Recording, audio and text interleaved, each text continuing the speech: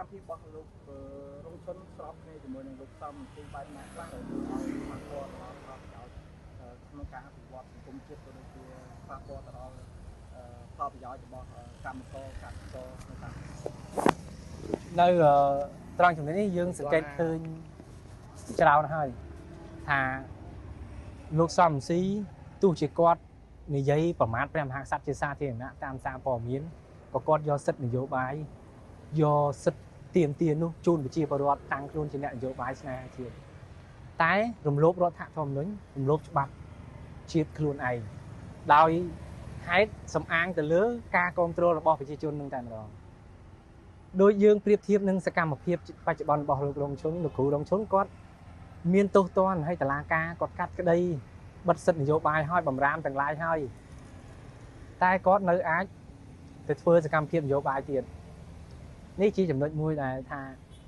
ជាការគោរពច្បាប់ឬក៏មិនមែនជាការមិនគោរពច្បាប់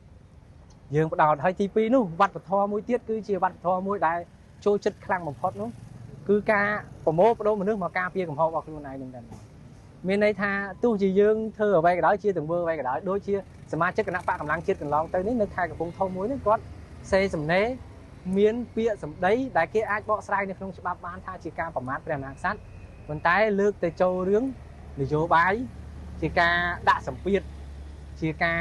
ធ្វើទុកបុកម្នេញទៅវិញសួរថាច្បាប់វានៅឯណាបើប្រទេសកម្ពុជាជាអ្នកប្រកែបកស្រាយច្បាប់ទាំងអស់គ្នាយើងអាចនិយាយបានត្រូវគ្នាហើយយើងយល់គ្នាប៉ុន្តែអ្នកចេះច្បាប់តិចណាស់អញ្ចឹងប្រជាពលរដ្ឋគាត់ចាំតែមើលអ្នកបកស្រាយមកជាហៀងហ្នឹងទៅចេះមកហៀងទៅចុះវាធ្វើឲ្យមានការស្អប់ពើមរវាងខ្មែរដូចគ្នាអញ្ចឹងហើយវប្បធម៌ទាំងអស់នេះបើសិនជានៅតែបន្តមនោគមវិជ្ជានេះនៅលើកម្ពុជាទៀតទាំងយុវជនជំនាន់ក្រោយមិនថាក្រោយនឹងហើយក្រោយបន្តទៀតក៏នៅតែដកជាប់រឿងមិនល្អហើយមិនអាចអភិវឌ្ឍជាតិដូចសិង្ហបុរីដូចអ៊ីស្រាអែលបានខ្ញុំហ៊ានធានាអញ្ចឹង